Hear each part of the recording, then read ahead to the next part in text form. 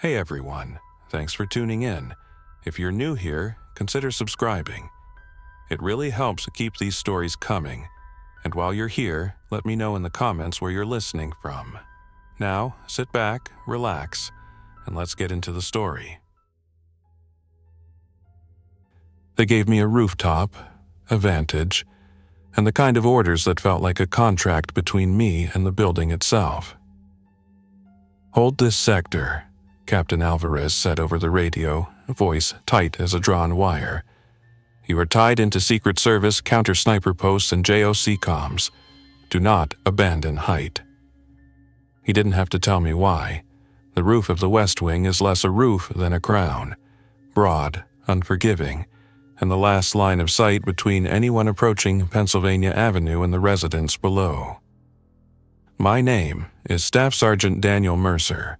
I was a Marine Scout sniper, then a military contractor embedded with the White House protective element as part of a rapid response augmentation. My spotter was Lieutenant Aaron Shu, a National Guard officer transferred in from a state counterterrorism unit. Steady hands, low laugh, and the kind of calm you only meet in people who have seen worse and cataloged it for later. We had two Secret Service counter-sniper positions to our left and right, soft targets spinning glass in their optic housings like watchful, slow-blinking eyes. Down below, the uniformed division handled perimeter access and screening. The Joint Operations Center pinged reports and pulled feeds. We were a small constellation of trained people around a civilian world that had not yet learned to look up. We had rules of engagement that were written in ink and reinforced by the law. Engage only clearly hostile active threats. Discriminate. Avoid civilian casualties. Protect the president. Protect key personnel, and do not turn the city into a shooting range. Those rules made sense in ordinary crises. Active shooter events, a rogue vehicle, a demonstrator gone violent. They were deliberately designed to keep chaos contained and protect legitimacy. They were not designed for the collapse that hit us. The first day started like a bad rumor. It began in the hospital feeds and on news phone-in shows that had a sobering wrongness to them. Gaps in the timeline, doctors saying, "We're seeing unexplainable necrosis," and atypical aggression. Health department pressers that used words that tried to mean both contagion and unknown. The White House went into elevated posture. No travel, restricted access, a call for additional security augmentation. The city was tense, but the flow of normalcy still braided the streets. Deliveries, tourist buses, federal employees. By late morning of day 2, something changed. A viral hit piece, an ambulatory patient violently aggressive in a DC emergency room, made the rounds, and then a dozen tiles of copied CCTV footage showed people acting like prey and predators at the same time, shuffling, lunging, mouths at unnatural angles. Social media detonated. What we called it didn't matter yet. Virus, infection, outbreak. The words reshaped themselves around the images. Our radios switched from protocol chatter to question marks. The Joint Operations Center opened its map and red lines started to appear. We did not immediately change our orders. You don't change rules of engagement on taste and rumor. You change them with evidence and authority. That evidence soon arrived. A crowd on Pennsylvania Avenue, a mass of commuters and tourists and strained faces that slid peculiarly from panic into something else. An impulse to push forward, to clamber. Barricades were set and then overtaken. The uniformed division tried to hold the north lawn and were forced back. The first breach was the sound of a gate being kicked open, and the tenor of the channel changed. Sharp commands, then static, then the bluntness of injury. Lieutenant Shu and I set up in our assigned sector overlooking the north approach. I was on an M40-style bolt-action rifle with a suppressed muzzle and a 10-power scope calibrated for the day. It was a scout sniper setup. Precision, patience, and a very particular trust in the bullet. Our cache included match grade 7. 62 by 51 mm NATO rounds, loaded into magazines and boxes that we treated like batteries for the world.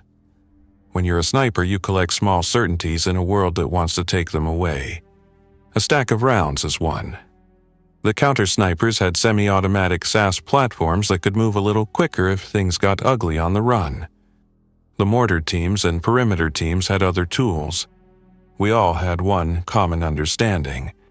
Height equals advantage, and advantage could be the thin membrane between order and the raw animal panic below.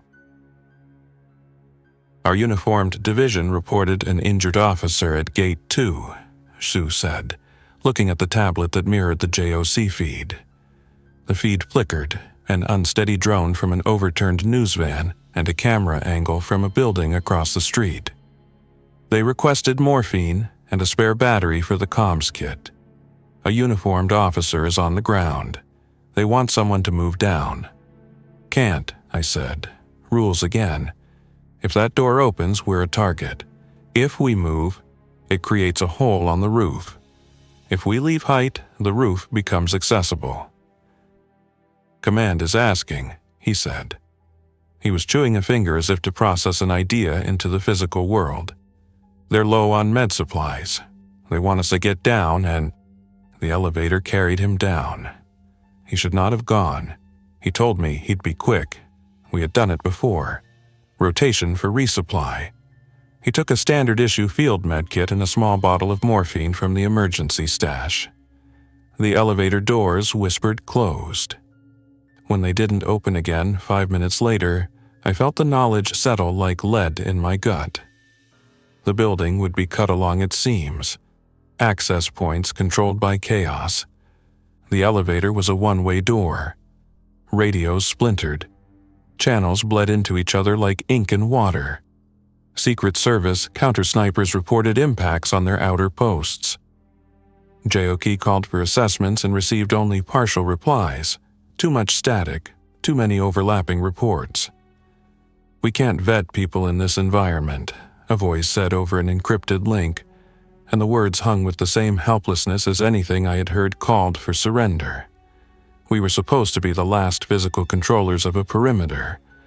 The perimeter had become a living thing and was pushing inward. On the roof, my thermal optics showed bodies like burnt-out coals sliding over lawn and pavement. At ranges beyond 400 meters, a human mass becomes a smudge. At ranges closer than that, you have to pick the targets. We had orders to avoid firing at groups unless direct threat to key assets was clear. Yet, people were not moving away. The crowd became a single organic thing, pushing, elbowing, pressing against the barriers. When someone crawled onto a patrol vehicle and began shredding a screen, the uniformed officers fired warning shots into the air. The sound of real gunfire in a crowd did something chemical to the energy. It focused it, sharpened it into hurt and incoming motion. I watched a man on a bicycle become a battering ram. He rode into a checkpoint like he had been taught by instinct to aim for weaknesses. Officers stepped back, and then in 2 seconds it escalated. The bike crashed, the man lunged, uniformed officers struck, and the man did not retreat. He had a vacant, burning look. He rose again and again like something replaying a script. The officers closed their formation and the crowd pushed. We engaged at a last resort, and I saw the ripple. One controlled burst, then another. The mass folded and then reorganized. It was the sort of thing you study in after-action reports. Mob dynamics, entropy under stress. By afternoon, orders came down to consolidate. Fall back to the residence if necessary. If the north lawn can't be secured, consolidate in the residence, Jayok commanded. That order was flavored with 2 panicked truths. 1, the north approach was not going to be fixed quickly. 2, the residence offered more interior security and escape paths. Secret Service pressed us to move inward. Once you abandon height, I told Alvarez on the open channel, you make the roof a runway. Anything that can make it up there will. the structural railings, the flags, everything becomes a place to step on. The sight lines are gone. "Command is ordering consolidation," he said. "Do you have a plan for egress?" "No," I said. "Not from here, not yet." We considered the ladder. There's a service stairwell that links the roof with the residence balcony, but it's armored and the doors are keyed. We could not rely on running through interior egress. The building's internal paths are not for the public, not in the simplest sense. They are for dignitaries, staff, and those who know the code. The codes were failing. The service stairwell required several clearances and one armored door. Anyone in a state of the lawless would not stop to ask for codes. So I improvised. Improvise is a soldier's first language when plans go sideways. On the roof there is a flag halyard, heavy, braided, attached to a steel mast. It can take people. It is not an approved rappel line, but it's a thing that holds a flag anything short of a hurricane. I had rigging training once in Marine Recon. We learned knots, carabiners, and the physics of gravity when you were the variable. I looped the halyard through an anchor point. No cartridge-level engineering, just applied common sense, and connected a harness purchased in my pre-service hunting days. I had 2 climbing carabiners. I had a military-issue safety strap. It wasn't how we trained to move dignitaries, but we weren't moving dignitaries. We were moving people away from the top of a building that a crowd had decided to use as a finish line. Before we left, I set a timed incendiary device near the rooftop access door. Not a makeshift bomb, but a prepackaged demolition charge from the store of IED mitigation tools. One designed to deny access by burning and warping a hinge, not to injure people. It was ugly and final, and the paperwork to set such equipment out of place in a peacetime building could hang our coats on a hook in a court someday. I set the timer to give us a margin, enough to descend and seal the stairwell. I didn't invent the tool. I used the tag and serial stamped on it, so it would be accounted for later. I thought about the ethics of denial, whether burning a door and cutting off a line of egress for anyone who might need it was defensible. In that instant, defensibility had a single metric. Would it keep the residents safe? That decided the math. Before the rappel, I recorded a log on a little body camera, more for the record than for a prayer. "Spotter's call sign, Highmark," I said into the mic. "If Lieutenant Sue is still alive and able, this is Mercer on rooftop 2. We were ordered to hold. Elevator failed. Decision, descending via halyard to residence balcony. Timed denial set on rooftop access. If you receive this and can corroborate, you will be responsible for chain of custody on the charge." The camera ate the words, and in the way cameras do it rendered me less than I was, flattened, clinical, a man speaking into the little swallow of data that might exist in a world after. I recorded the coordinates of our rooftop and the time, all the things the bureaucracy would need later to make meaning of the mess. Then I tucked the camera into my jacket. We clipped civilians onto the harness as we prepared. The first was a maintenance worker. Thin, gray-haired, a man named Thomas according to his ID, who had crawled up to the roof with his wife in a panicked daze and then collapsed when he realized the world outside had shifted. The second was a staffer named Emily, part of the first family support staff, calm enough to hold on but shaking in the way of people who hold themselves together for the sake of others. They both refused to be left behind. I couldn't leave them. We dropped a line and tested the harness. I remembered to tie off a backup and to check the carabiners. There's an art to lowering bodies from heights. You must be methodical, because nothing in gravity accepts improvisation. I controlled the descent like I had controlled many others in training. Smooth, with a measured transfer of weight. The flag halyard moaned as it ran through my gloved hand. At the top of the ladder, the city was a seething field of lights and moving darks. Pennsylvania Avenue looked like a scabbed wound under a microscope. We set the first to the balcony and then the second. I made sure the harnesses were secure. When I clipped on and began to descend, the harness cut weight to my shoulders, and the world shifted. The wind combed at my ears. Down below, the flag on the mast began to fall. No one had touched it. The halyard slipped as part of my rappel, and the flag slipped to half-mast. It was accidental and absurd, a tiny symbol that became a reference point for the rooftop as we left. Someone inside the residence saw it and muttered. A junior staffer used it to locate us on a camera feed. The flag's fall became an anchor in the visual confusion. We reached the balcony, and the door into the residence was open. Inside, it was a wall of faces. Children doubled under chairs, chiefs of staff huddled with secretaries, military binders open and then dropped. The Secret Service had locked down inner corridors and established choke points. The residence had resources, secure rooms, internal comms, an inner sanctum of locked doors that you couldn't get into without a badge and a face.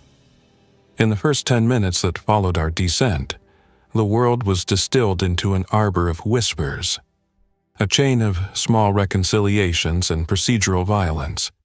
Radios handed over, medkits distributed, a reality that required triage and presence rather than plan. I found Lieutenant Shu in a supply closet. He had been there shortly after the elevator stalled. They had forced the elevator open, and the shaft had been a scream of panic with people scrambling to force access. He had administered morphine to the injured officer and stayed to help a group of staff crawl through an egress duct. He looked at me, and I saw the fatigue carved into his face. "You shouldn't have come down," he said. He smiled anyway. "You should have stayed up, fewer bodies to worry about." "And more paths for things to reach the top," I answered. We were ordered to establish a secondary overwatch position on the residence's south portico stairwell. The portico overlooks a service drive and a small garden, an approach that is usually unobtrusive. The stairwell was enclosed and had a clear line of sight to the front of the building. We established our overwatch there, but it was a poor substitute for height. We could not see over the roofs of other buildings. Our reach was limited.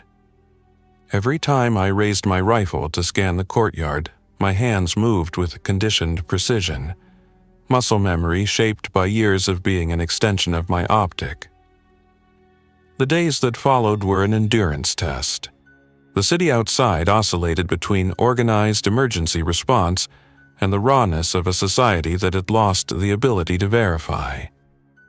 Supply lines were cut. Food and medical supplies were scarce.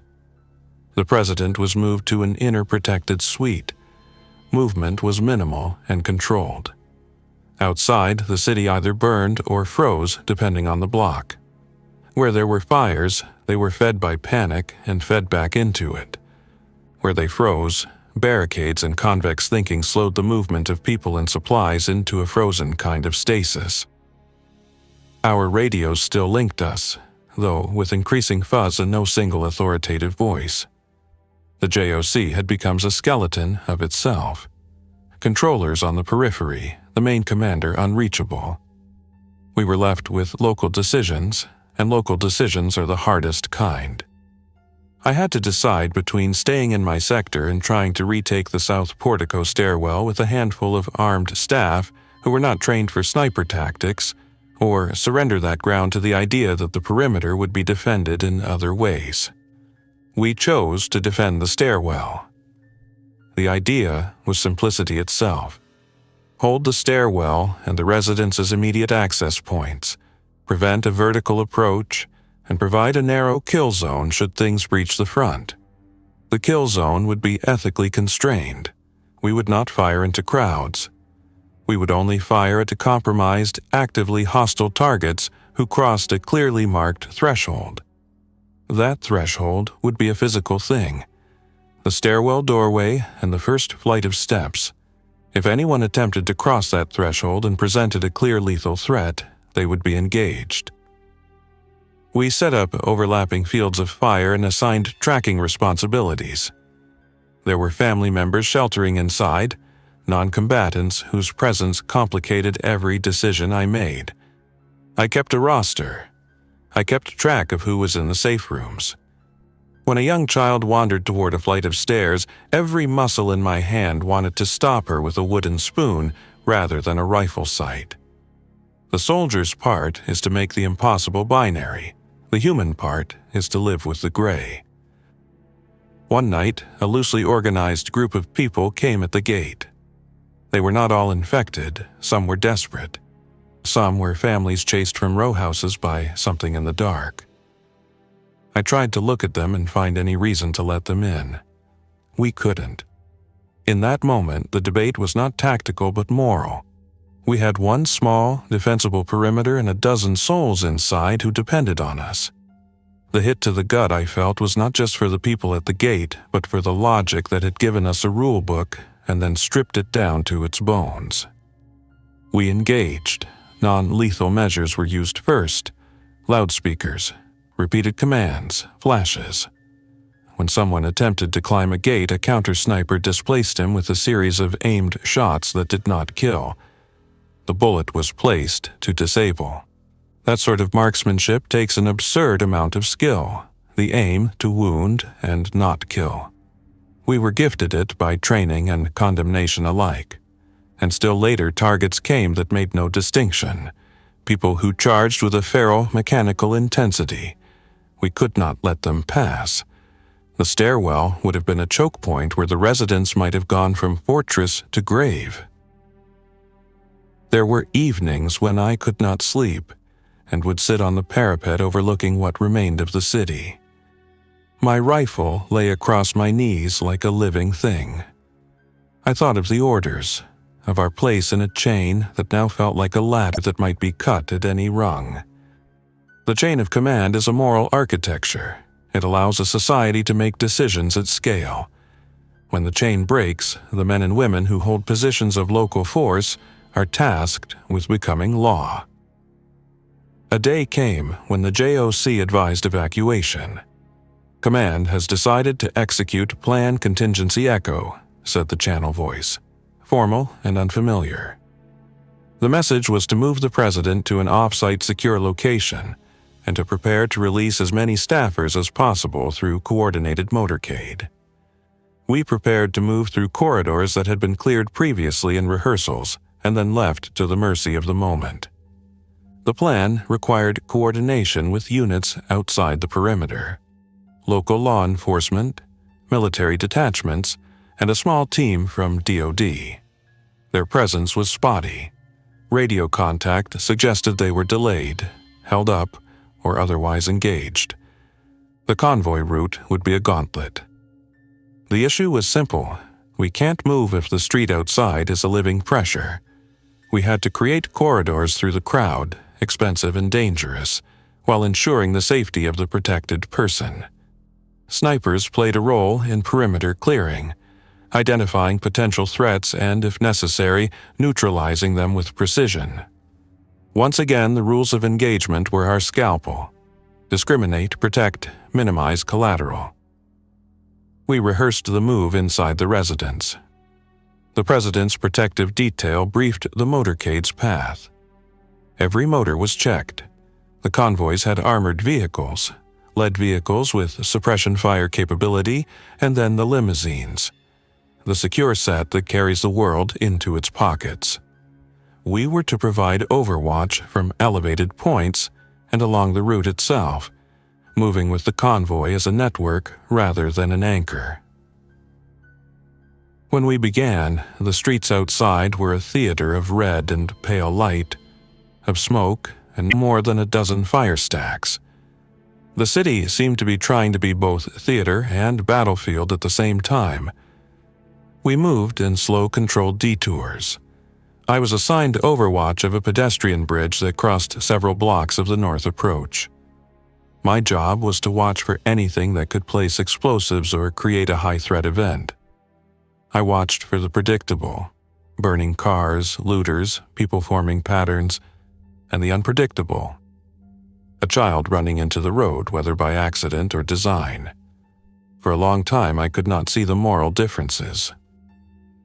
On the bridge, I fired once. The order had been explicit. A man with a weapon aimed at the limousine was a lethal threat. He had a firearm. A ramshackle, crude thing, but deadly in the sense that any firearm is deadly when aimed at a person in a transport. I fired a single round into the weapon's support hand, a controlled, crippling shot that sent the gun spinning and the man to the pavement. He did not get up. You don't prepare for the finality of the act. You prepare to make decisions that lessen the consequences. I had spent a life learning to be precise enough to minimize error. That shot was one of those moments where training and empathy collided. The instant the man fell, the citier's noise changed. People screamed, others retreated, and the convoy moved on. The man was later restrained, triaged, and taken into custody. No one outside our circle saw the whole arc of that event. For everyone else, it would be one bullet in 1,000. When the convoy reached the secure location, an off-site DoD facility, the president was moved through a series of secure rooms designed for contingencies. The resupply teams were not able to fully keep up. The reports were fragmentary. We had the facility, but its inner life was tense. The whole city had become ad hoc and survivalist, and once you find yourself in such place, small decisions compound into vast moral compaction. At the DoD site, I was pulled aside and interviewed. There would be after-action reports. My name would be written down as part of a list of those who had defied or followed orders. Lieutenant Shu was okay. He had been patched and mortared by the med team. He told me that the small acts, buttoning a jacket on a child, holding a door, were the things people would remember when memory returned. I agreed, but did not have the luxury of long agreement. The next weeks were a sequence of getting the president to safety, defending intermediate positions, and dealing with the mathematics of supply. The entire federal government bent into crisis mode. The president's staff became an emergency council. The military, still bound to the Uniform Code of Military Justice and to a civilian chain of command, operated in a cloud of unclear legal guidance. The public health officials labored to define the contagion, its transmission, its effect. They kept saying, "We're still learning." Learning takes time the city didn't have. I thought of the people who had not made it inside. In the days after the first week, the city became a landscape of shells, departments and stores hollowed out, neighborhoods abandoned. But there were also the pockets of humanity that banded to defend small things.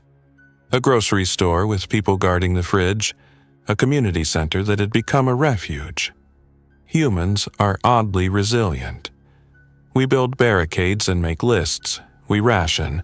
We make a town out of a parking lot if we have to. When the order came to return to the residence for a final consolidation before planned exfiltration, a number of us were sent back up to the roof. It was a strange call, to return to the place we had once fled from, to check on the system we had once used to deny access. The rooftop had changed. The halyard was frayed where I had used it. The thermite had burned through the hinge and made the rooftop door a charcoal caricature of regulation. Someone had draped the flag over the railing. It was then the signpost of a perimeter we had held. We found marks on the parapet, shoe prints, scraped knuckles, evidence of people who had tried to use the roof as a staging platform. We covered them with tags and logged the forensic evidence, then moved on. By the 12th day, the outbreak shape had become clearer. The infection had a pattern, proximity, bites that broke normal behavior, and then a sort of disinhibition. The biomedical teams working out of repurposed hospital spaces explained terms to us and insisted we wear protective gear when outside. They told us what they knew without sugarcoating it. The virus behaved in a way that was both immediate and slow, infect an organism, create a cascade of neurological compromise, and then an outpouring of almost mechanical predatory behavior. The public messaging was incomplete. The political messaging was sometimes contradictory. The panic did not relent. We adapted. Adaptation has a cost. Before the outbreak, public servants and protective teams had defined roles and methods for dealing with threats. Afterward, survival necessitated local improvisation. The law did not evaporate overnight, but it was stretched thin. We put up roadblocks. National Guard units took positions at bridges and critical infrastructure. The president addressed the nation with face familiar and shaken. He spoke of unity and of the need for sacrifice. People clung to words. The words were anchors. In the absence of process, proclamations become law, an odd inversion, but workable in a crisis. I kept my log. The camera that had recorded the rooftop descent found itself used for more testimonies. An audio note about a staffer who had calmed a child by singing quietly. A video of a countersniper refusing to take a shot, and instead being able to disarm a looter with a warning round. When the world later sifted through the events for meaning, those small pieces would matter. On a cold dawn, while the snow of firefight residue melted into the gutters of Pennsylvania Avenue, we learned of a breach on the south portico. There had been movement on the service road, a swarm that shifted like a school of fish. They had been repelled at first, but a group with enough force and little regard for human life managed to throw themselves like a rope onto the portico steps. The first wave got to Low Talk while the second made it to the railings. It was one of those moments where the moral calculus and the tactical calculation overlapped and collided. We were on the balcony above the portico. I could see faces below, men with shaved heads and empty, urgent eyes, others with children clutched and eyes wide with pleading. They pushed against the gates and against the idea that there was a difference between them and us. They may have been infected. Some looked infected, others looked human. You cannot see a virus in a face. You can only see behavior. The stairwell held for a while longer. We had layered defenses, tripwires, barricades, and the promise of consequences. The group below grew bolder, more organized. Someone in the front picked up an officer's metal barrier and hurled it. It hit the first landing like a bell. Then a figure tried to climb it and fell half over and then pulled himself up again. They were not stopping. If they reached the landing and breached it, the interior rooms would be compromised. We were reduced to saying to ourselves, "This is the line." We engaged. Shots were fired at a measured pace, not to slaughter but to stop. Center mass and then support to disable. The rules of engagement became a sieve. We filtered who to fire at and who to attempt to pull back with non-lethal measures. The screaming filled the night like a band. When the dust settled, there were survivors pulled back into the street and a handful of those who had tried to force the line injured or killed. The moral cost of that afternoon would follow retellings later. The emergency medical teams processed bodies and triaged the injured. One of the men we had shot and left alive lay where he fell. He did not get up. He had been a volunteer EMT named Ben, according to the ID found in his pocket. He had an old, rusted badge. He had tried to push through because he had family inside one of the buildings within the perimeter. We processed him in the medical tent. He'd been stunned and then set. His eyes were glassy and he was unconscious. We took him. There would be questions about why he had been shot. There would be answers and then paperwork. That night, I sat quietly with Shu and smoked a cigarette we were not supposed to have and did not feel the nicotine. "It moves differently when you're the hand that has to hold the line," he said. "It becomes yours." "It becomes ours," I answered. We learned later that the halyard line, and the record of its descent, had become emblematic in a way none of us intended. The footage showing the flag dropping to half-mast as I descended was shared anonymously to a private server and then made public. There was an outpouring of opinion. Some called it heroic, others called it hubris. Some said we had abandoned a defensive posture. The internet, whatever remained of it that worked, argued about what a man tied to a flag could mean. The flag's half-lowering became a symbol for many things, including a will to choose. I was debriefed in the months after. There were interviews, and there were quiet procedures where my name was logged and my actions catalogued. There were questions about my use of the demolition charge, about the employment of non-standard egress. There were long pauses and then decisions. I did not regret what I had done. There were people whose lives I had protected. There were people whose lives I had failed. The world required evaluation. The military required edges and definitions. Some asked for court-martials, and others asked for medals. The truth rarely fits cleanly into either. Lieutenant Shu and I kept in contact in the weeks following. He returned to National Guard duty when the immediate threat abated and helped in organizing civic response teams for newly quarantined districts. He married a woman he had known before the outbreak. He told me about it in a voice thin with joy. He had a child. I left service not long after. The world outside the bubble of the residence was not the world I had expected to return to. The outbreak rewired cities and governments and economies. There were places of order and places that were forever changed. Many of the people who died did so in ways that avoided the explicit sensational descriptions used in some of the imagery we had seen, quietly, suddenly, with the world ranging around them. For others, death was explosive and public.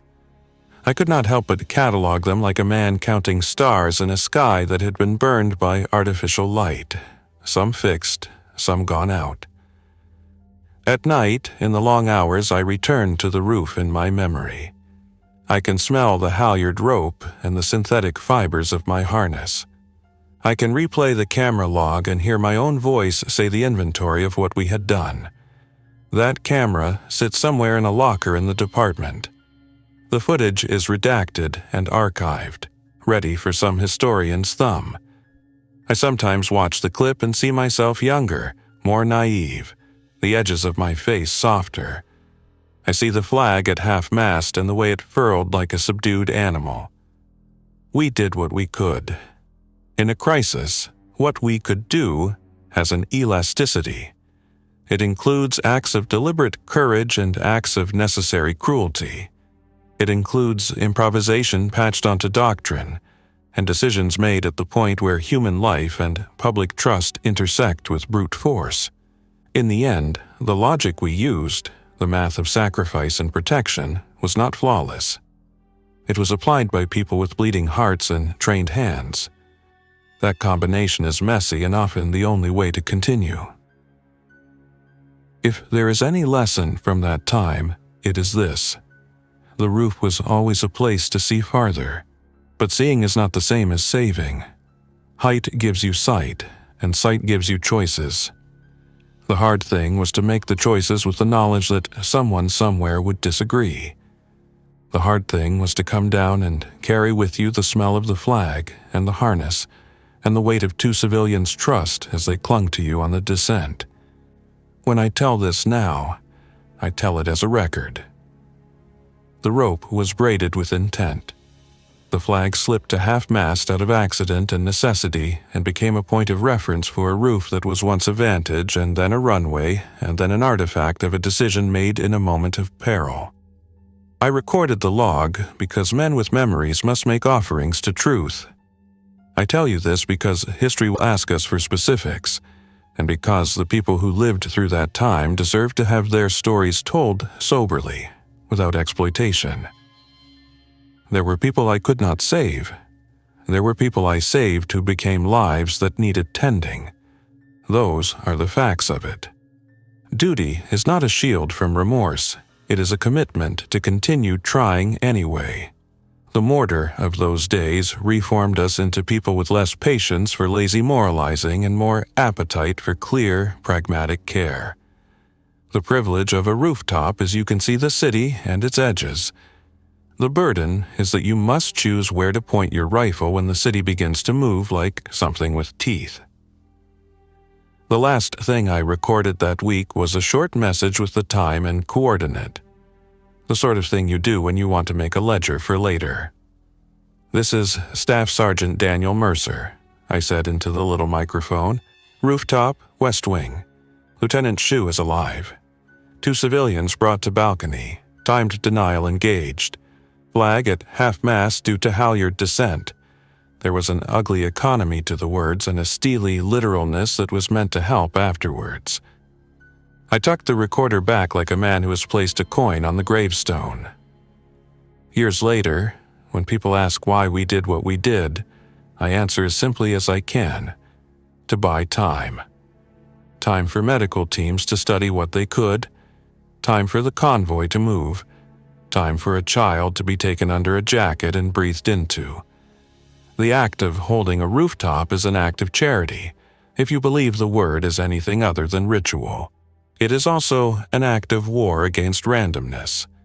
The rooftop gave us the ability to make the choice. We made it. The flag that fell that afternoon remains for me the accidental masthead of everything I had to choose between: authority and improvisation, law and survival, the rules we inherit and the rules we write in blood. I cannot claim that every decision was right. I can claim only that I made them with a steady hand and eyes open to the cost. When asked about the episode later, in interviews and in quiet conversations, I never romanticized the violence. I refused to sell the horrors. I told people how it felt to lower 2 civilians on a halyard, to watch them go, to step over a door that would never be the same. That is the truth of it. The physical detail, the smell of rope, the exact weight on the harness. Those are the things that remain because they are precise and therefore honest in a way that emotions sometimes are not. If someone tells you that the White House was saved by narrow acts of precision and the measured resolve of a few, they are not wrong. If someone tells you that the city was torn and that many died in ugly ways, they are also not wrong. History is a field of competing truths. I choose to sit in one of those truths and narrate it as it was, a set of decisions taken by trained hands, imperfect hearts, and a rope that held its weight. I was the elite sniper ordered to hold the White House during the outbreak. I am more than that, of course. I am a man who once looked down a long sight and decided, in a breath, the measure of a human life. I am a man who once dropped a flag to half-mast by accident and found afterwards that the symbol did not belong to me. It belonged to everyone who had to make a decision in a city that no longer shared the same rules. It belonged to the people who sheltered under its shadow, and to those who stood outside and pleaded. We held the roof. We gave people a path when we could. We left our marks on doors and in records. In the end, the world continues to be a place where roofs matter, where height gives sight, and where the choice to descend might be the only heroic thing left to do. Thanks for listening. If you enjoyed this story, don't forget to like and subscribe. Your support keeps these creepypastas coming. Until next time, stay alert, stay safe, and never ignore the feeling that something is watching.